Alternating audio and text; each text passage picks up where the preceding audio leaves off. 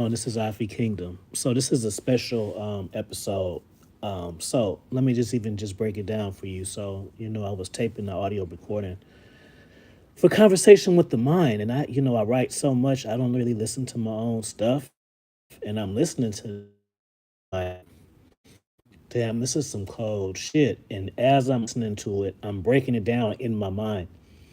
So moving forward, I got the first chapters 1 to 5 already taped for you guys moving forward. But I wanted to have a little fun, so I said, "Man, I want to run that back, and I want to really unpack it because let me give you a little history lesson." So, conversation with the mind is basically my interpretation of. So the first book that I ever read, real book, was Iceberg Slam Pimp, and I read that at 9, right? I read other books and shit, but that was the first like adult book. I had an older brother in the house. He was in his 20s, so he had like a little, uh, I want to say cabinet, but there's another word for it. And he had his books in there, and I picked that one up. And it was a big book, small words, no um, pictures. And so the thing about I liked about that book, because see, I know about the pimping. I didn't realize the pimping until I came to Oakland. I mean, for one, and for when I was young, I wasn't interested in those movies really like in real life.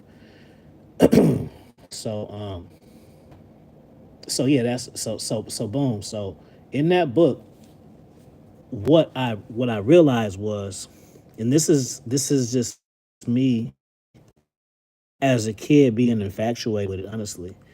And my whole take on it was, wow, like I can literally picture everything he's saying. So that's a bookmark. So when it came to writing my first book, this is the first book that I put out, Conversation with the Mind. And I said I want to tell a story, but not a life story, but I want to tell a story to where the reader can visualize what I'm saying. So basically, that book was just practice for me. Like that was a one take. Once I wrote out all the chapters, like I never. That's how I know I was born to do this shit. Real talk, because I never had to think about anything I've ever written. And I promise to God, I'm telling the truth. I don't like saying shit like that because people think because they don't believe it. So, and I don't want to. I don't feel like explaining myself because I know that I'm for real. But like, I literally, as soon as I start writing, I just write until I'm done. Like, I've never had to like. I don't like that part. I've never had to do none of that. It's just straightforward with everything. So anyway, so I said, so that was the first book that I written that I put out. Actually, I wrote a book before that for next game, but that's another story. Conversation with the Mind came out first. That was my debut. So I wanted to pay homage to the book that made me want to write, because once I once I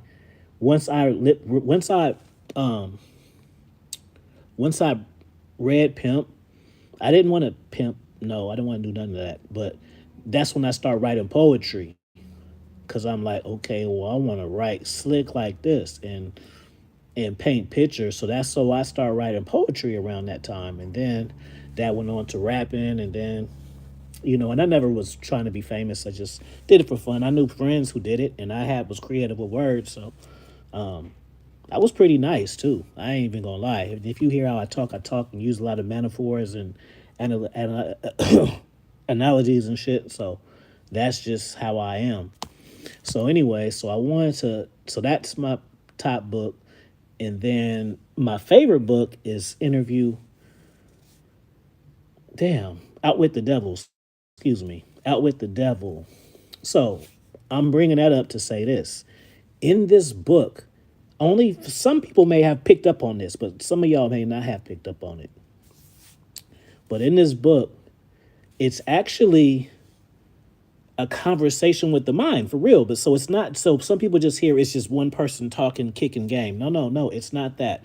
It's It's one person talking to another person's mind, and then the mind of the person is subconsciously talking, right? Out loud.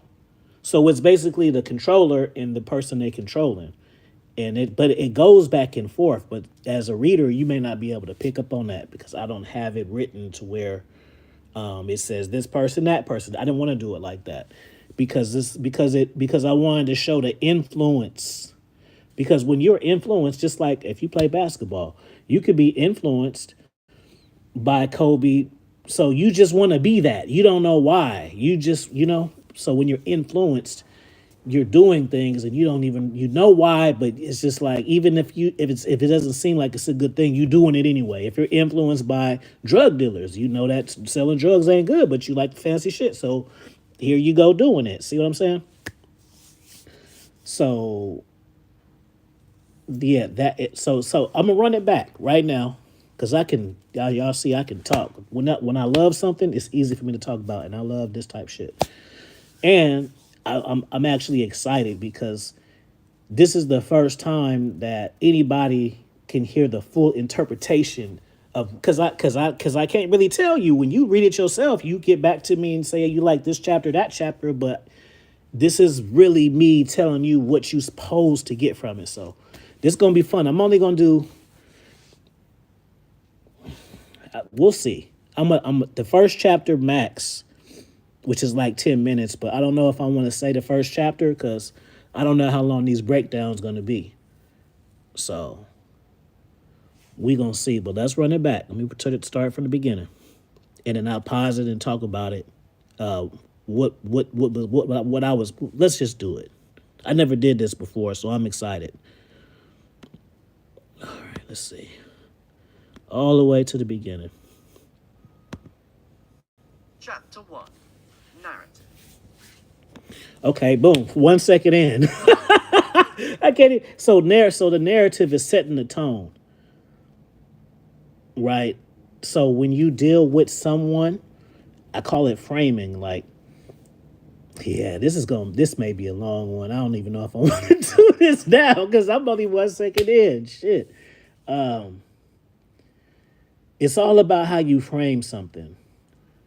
I don't even want to say that. I was gonna say something real slick, but it'll come back to haunt me later. It's all about how you frame shit. If someone sees someone and they're tired, you on the left hand you're lazy tired. On the right hand, you're tired because you work so much. You see what I'm saying? It's all about the framing and the perception. So we got two people that sleep, two lazy people, right? So it's up to the left person and the right person to frame their reality, right? So when chapter 1 narrative, this is the reality that I'm framing for you guys. Now I want you to notice that if you're a woman, you can look at this book as if it's a man talking to you. And if you're a man, you can look at this book as if it's a woman talking to you, because I never say his or her. Anything that I say, now that you may not notice, it could literally go both ways. But let's get into this. I'm going to stop at 20 minutes. Wherever we at 20 minutes, that's where I'm going to stop. So if y'all want more of it, let me know. But I'm only 1 second in. Let's get into this book. One early Sunday morning, I woke up, wiped the crust out of my eyes. It has been a long, atrocious night. This night was different. This night, I was outside of my body.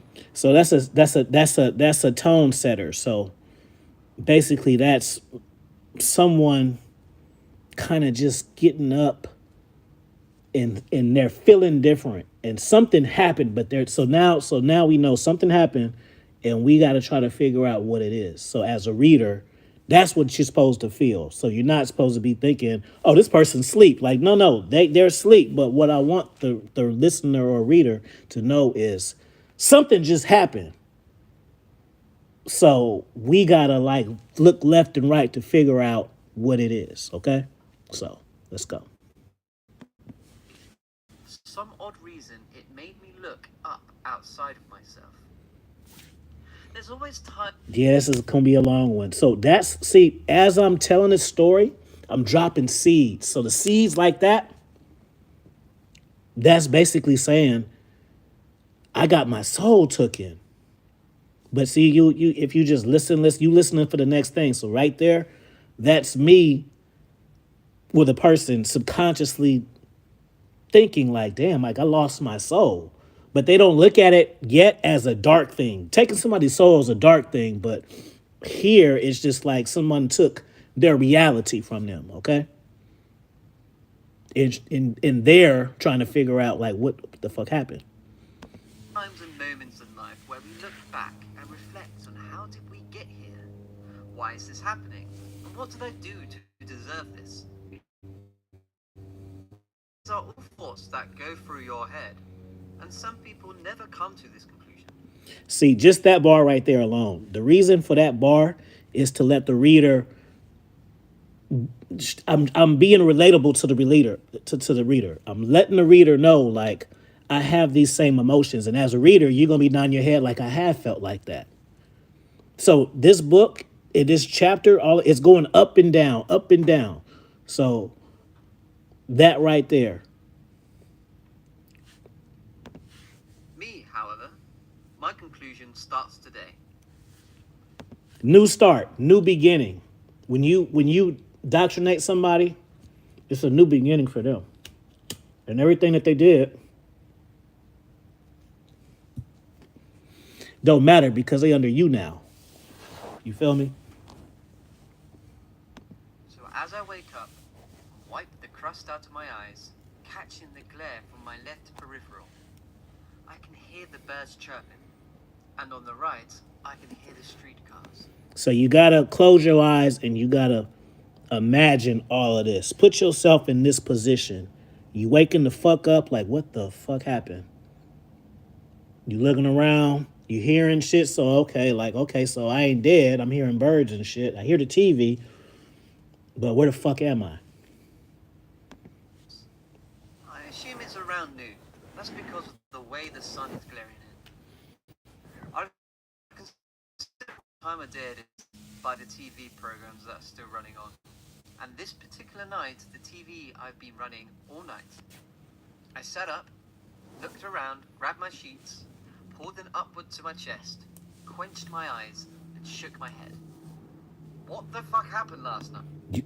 Run that back. You do all of that shit. Follow the book like you the person. I'm telling you, if you do it like that, you're gonna enjoy it triple the times. Where in the hell am I? Who is this being of flesh beside me?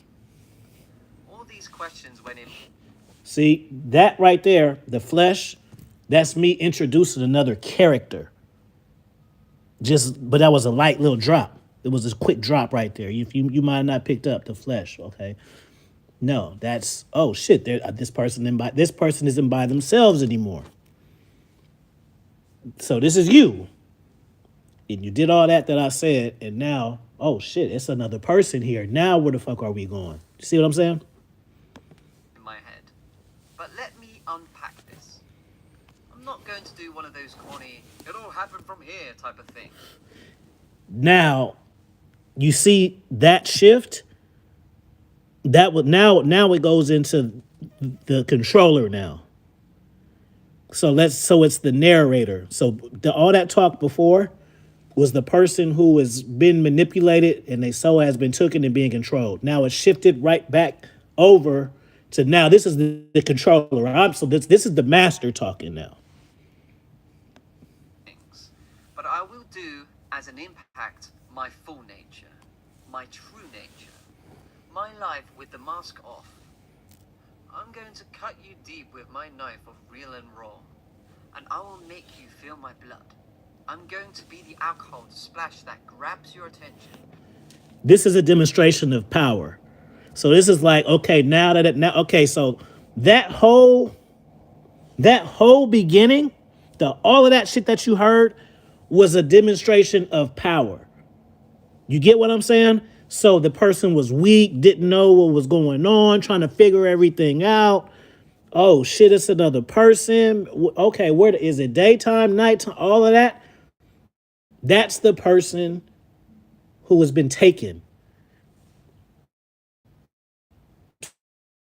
this is the master talking. So you got to see a demonstration already of my power by me exposing my victim to you. But you didn't know that was the victim until I just said it right now. You see? So now I'm coming in, demonstrating my power, and I'm just flexing, giving analogies of how cold I am right now. An incision of reality. I bring it to the forefront. My phone rings. Private caller. I wonder who that is. Shift back. See, that was quick. We shifted back. Now, okay, let me say, I can say master and slave. That's the best way I can do it. So no offense to nobody. So now this is slave talking. That was that was slave talking the whole beginning. Then master came in. Boom. Now we going to because remember a conversation is two people. These just happen to be two souls though. They're not really people. They're souls, and that's why a conversation with the souls is part 3. But before you take the souls, you got to go to part 2, which is conversation 2 of the dark side. I swear, man, this shit is gonna make me $1 million one day. You watch. It's too fucking creative, bro.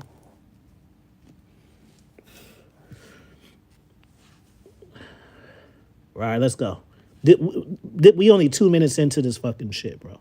This shit is 2 hours and 22 minutes, and we've only covered 2 minutes. So, let's go. Maybe it's this trick that I met last night. Maybe it's that professional athlete that said they were going to hit me up with that Western Union today. See, if you were a dude, you would automatically. I mean, if you were a dude, it sound like it's a girl talking about a dude because of the athlete and shit. But if you were a girl, that could be a dude. Same, it's flip flop. I honestly want to pick the phone up, but at the same time, with this stranger in my bed, I feel more comfortable letting the phone go to voicemail.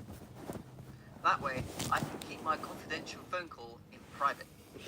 They reach for me. Baby, sit down. We were up all night. Now, that whole part right there. See, this is just deep shit, bro. All that Western Union, the athlete, all of that, that was said so for you to know that it's a finesser, promiscuous person, not necessarily a girl, just a person who sleeps around, does shit, fucks. They just woke up, so it was probably some fucking. See? So that just little bar right there, that's what you're supposed to get from that. You see what I'm saying? That's why shit like that is good. So that was so the reason why I stopped to tell you this is because when you are a pimp type cat, you look for certain prototypes of people. So that bar is basically showing that person, the slave, had the archetypes that I needed to take them over. You see what I'm saying? Press a fire sign if you get what I'm saying. So that's me explaining, not through telling you, but through conversation that this victim, this slave, had the archetypes that I knew that I could take advantage of. And if you win the game or know people in the game, then you know exactly what that is. There are archetypes of people. Things aren't as random as you think. In a sleepy, let's go back to bed voice. I responded, we were up all night doing what? They looked at me with a confusing, how could I forget such an unreasonable, unapologetic, Noah's Ark epic hangover 5 type of night? How can I... Okay, so boom.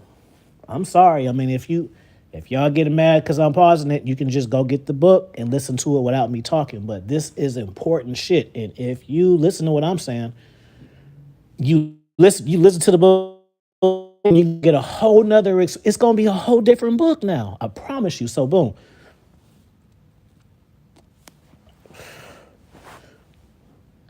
That part right there. I look in the eyes of this person? Okay. So people have their weaknesses and vices. So by me, remember the narrative, this is still the first chapter. This is 2 minutes and 46 seconds. 2 minutes and 46 seconds in. So the reason why I put them in the bed is not really for the fucking. It's to show that that was this person's weakness. If the person's weakness was money, then I would have said I just took the person shopping.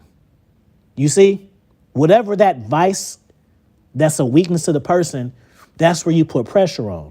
So I'm subliminally telling y'all in the story that whether it's a man or a woman, this person's weakness was sex.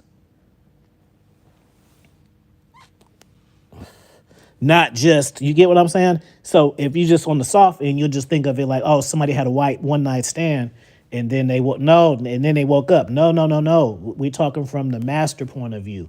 And the master point of view is this: I found this person who was promiscuous, finesser, and highly sexually motivated, which made them a mark. They became my mark now. So that's important. I have no recollection of what happened the night before. Now, let me state, this isn't an alcoholic moment. We shared a few drinks, 2 or 3 or 7. But the point of the problem of me... That bar right there, that is to tell the reader that I have true power. I don't have to like drug people and then do shit, and I ain't gotta get them drunk. So that's why that was said. It wasn't to really reference that they was out clubbing and shit. It's a remember I said it's a nugget that's what that means. Me not remembering what happened to me last night is not a situation of where I had too much alcohol in my system. I'm highly aware of myself and of my 5 senses. See, I said it already. I'm just not aware of how I got where I am, what I was doing, and who is this person as they so confidently look in my eyes and assume that I should know. I suddenly get up to go to the bathroom. They lay there as if they're wondering, am I going to the bathroom or... Okay, boom. So this is some deep shit right here. So this is really an analogy. This not really the bed in this. Have you ever seen Fight Club? You see what I mean? It's like that. Like it's something which you think, and then when you figure out what it is, you like, oh, and then it all makes sense. So this is not really. This is some cold game, bro. So in this book, it's not really a person right now going to the bathroom, and then somebody's in the bed calling for them. What's really happening here is a battle between the master and the subconscious mind of the slave. So it's not really the slave going to the bathroom. It's the slave trying to gain consciousness. And master in the bed, in the weakness spot, is like, hey, what you doing? Like, hey, you trying to escape this? This is some cold shit. That's what I mean. You trying to escape my power and influence. That's what it really means. It's not really nobody in the bed, and it's not nobody going to the bathroom. It's a framing of the narrative that I told you that since that was that person's weakness, then that's how I'm gonna get them. And now slave is trying to get out of the consciousness and influence of master. That's what the bathroom scene is for. Or am I planning the nearest escape? That, my friend, I'm not even aware of. I shut the door quietly. I do this because I don't want to show emotion. This is a strategy. So the slave is trying to get out of consciousness, out of control.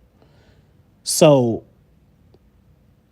they figured out that the master caught on to them, so now they're trying to play it down. So again, they're trying to play it down. They're like, oh shit, this person sees me try to escape, so let me be cool about it. There is really no bed and there really is no bathroom. This is a battle within a person's mind of partially being controlled and partially still conscious. I'm not willing to show that I'm scared or uncomfortable in front of the stranger in this strange environment, I refuse to show blood so that I can avoid being prey. See that the slave just explained what I just said. This is because once a predator feels and smells any fear, they will slaughter you. So on the subconscious mind, I gave you all the deep part, but on the surface, that stuff really is going on. There's like you're literally listening to two conversations in two mindsets at once. There's two stories being told all at once. I wash my face, brush my teeth with a washcloth I seen hanging on the vintage towel rack. It looked like it hadn't been used. And This is surface talk. So I did this. The stranger called my name. I tried to reluctantly not answer as if the water was pouring over their thoughts. And they knocked on the door and asked, was everything okay? That's master being more aggressive, like, hey, come back. Like, I try to give you a little room. See, when you have influence, you don't really know you have influence until you test it. So that was a soft test. Like, okay, let me let them go away real quick and see if they come back on their own. And they didn't. So then master had to get back up and grab. That's what the knocking on the door is for. Like, hold on. Like, I didn't have as much control at the moment as I thought. I responded fine. I just need a couple of minutes. I went out of the room naked. I'm thinking to myself, was there sex involved? Remember I told you about the weaknesses. The slave's first thought was, did I get fucked? You see, that's the vice. That's the weakness. That was their first thought. So that's what I said. And see, this you know what, y'all can tell it. So this person, this is like the prostitute from Conversation with the Souls, but I'm showing how they were molded, how the empire was won type shit.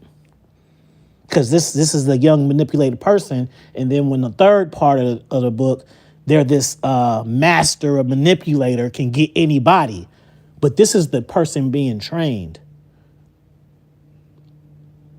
Y'all cannot say y'all got all of this out listening to this book by yourselves. I promise you cannot say it. Or was there sex trying to happen? I'm not aware of, but I'm humble and too embarrassed to actually ask. So I take one for the team and focus more on getting out of this environment and into my own. Maybe I can recollect my thoughts then. But as for now, I need to get out of here. So as I gather my thoughts together, I can now feel the energy. Her thoughts, not their things like clothes, their thoughts. They're still wrapped up in the emotion and thoughts.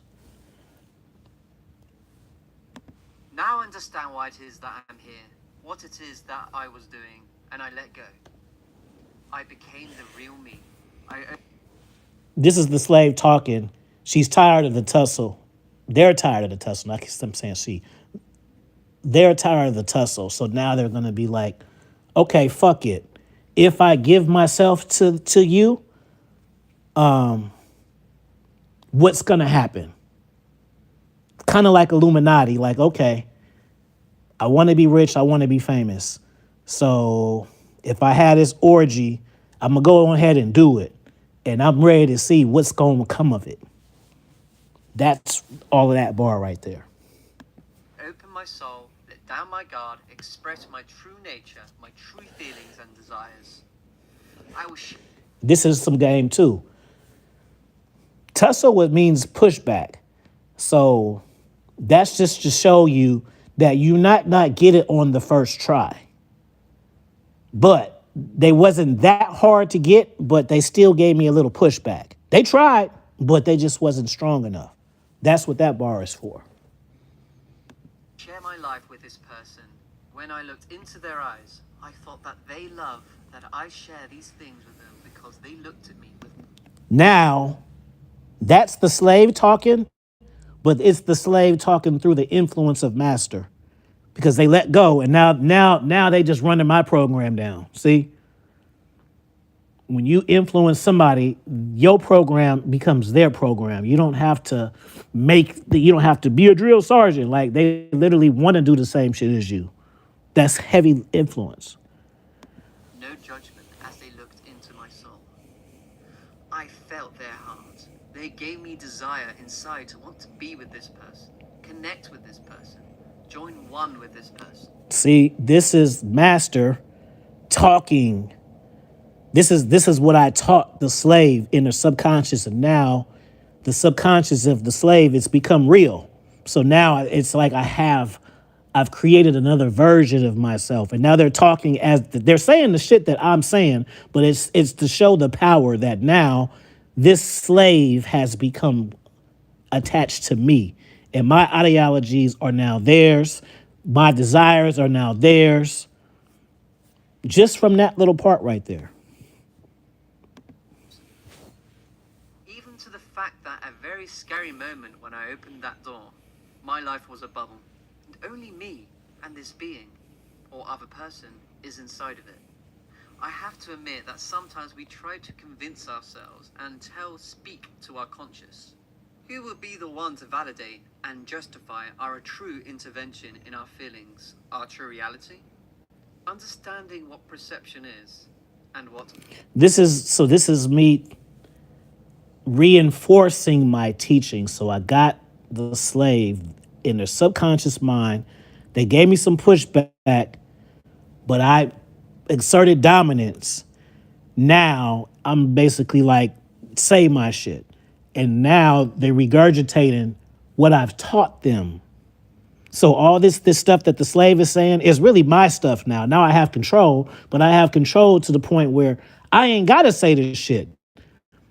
The person, the slave they're saying it, they're doing it for me. And that is an example and demonstration of power and influence. And seeing someone's weaknesses and plugging in. Once you plug in, then you become the savior. And this is like high level shit. So some people may not get what I'm saying. It's not for you. This isn't even really good for me to teach. Like but if you get a consultation, we can have this type of conversation. That was slick. Let's go. are. We can change that as if we were what you wanted to be. So I asked this person, this stranger, the stranger who I thought I knew my whole life. The reason why the slave feels like the master knows him his whole life is because the master took the time to tap into every important part of this person's life. Like that gets revealed later as the put it like this. The more I get control of the person, the more I reveal my strategies because I have control of the person.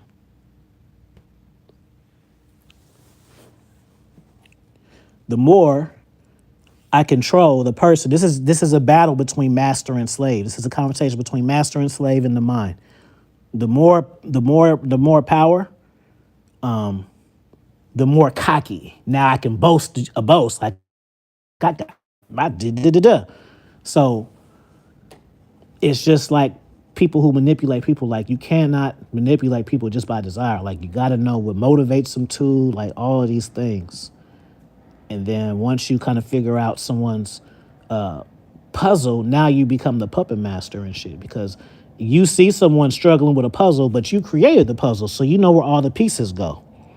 Because you the one made it. You the one that made the cracks this way and that way. The person who's trying to figure it out don't know. That reverts back to the other part about the pieces on the floor in the bathroom. I've been in 2 relationships. I've been on the streets. I've even been homeless. But I've never bared my soul the way that I have with this person. So this is the slave talking now. Basically submitting to me. Like, wow, you knew all these things about me, blah, blah, blah, blah. And then later on, it's going to be realized, like, yeah, I know all these things because blah, blah, blah, blah. See? This stranger. We're going to get through this one chapter. They're a stranger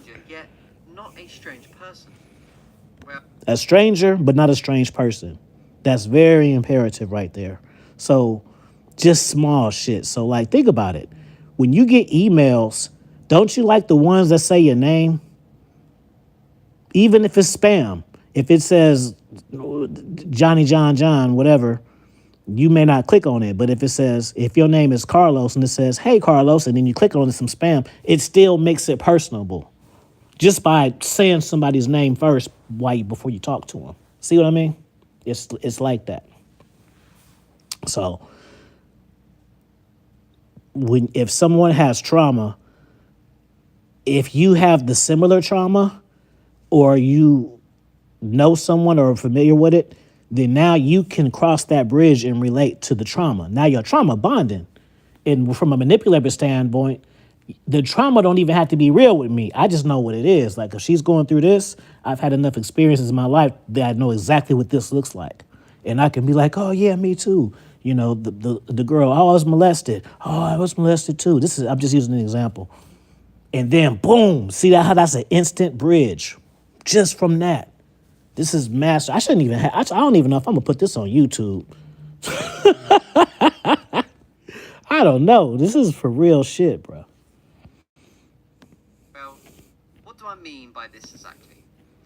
What I mean is this person, this stranger, was tactful enough and pathetic enough to tap into my soul and my trauma. It made me express myself. At first, that started off as shame. If you can open a healing process for myself. Yet one of my parents couldn't get me. See, now I'm demonstrating this is how I did it. I became their master. Everything that the slave went through, I provided a solution. I provided an answer. I provided a why. Former lovers couldn't show me, but this person was able to unpack me. I love the way. And right now, it's demonstrating like how the master is the master. Like no matter it's dudes. It was dudes, girls, whatever, attractive people who got money, boyfriends, girlfriends, whatever, relationships, they could never see this side of this person. And probably because, for one, they were judgmental. If you are judgmental to a person, you've just put a wall up of like 70% of that person. If you deal with a person and then you come off judgmental, you've already lost 75% of them. And moving forward, you've already judged them. You've already lost. And then so that's like level one. So if you can't even get past that part, then you can never catch souls. You can never get heavy influence. Like that's the first thing you got to do is be non-judgmental. Way and cherish the way that this person makes me feel. It's like a roller coaster I live, and I breathe to go up knowing I'm going down. That's demonstration of me playing with emotions, bringing them up high, making you feel good, and then bringing your shit down. That's what that's right there, that bar. But looking for it is just for the highest to go up again.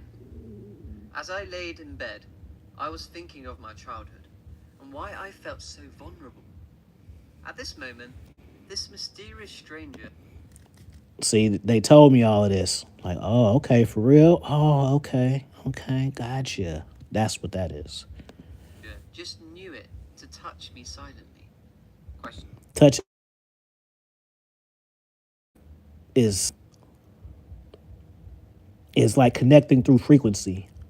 Like if I got electricity on my hands and you across the room, we could still zap each other. It's kind of like tantric sex. Have you ever been touched silently? Well, if you haven't, it's something that can't be explained. It tastes like air to your body, and it feels like that first hit of disaster when you. The first hit of disaster. That's called. Yeah, so it's like a heavy orgasm times two because you can have usually like and think about it as us as men, and I'm gonna just stop it right there. I'm 7 minutes and 40 seconds in.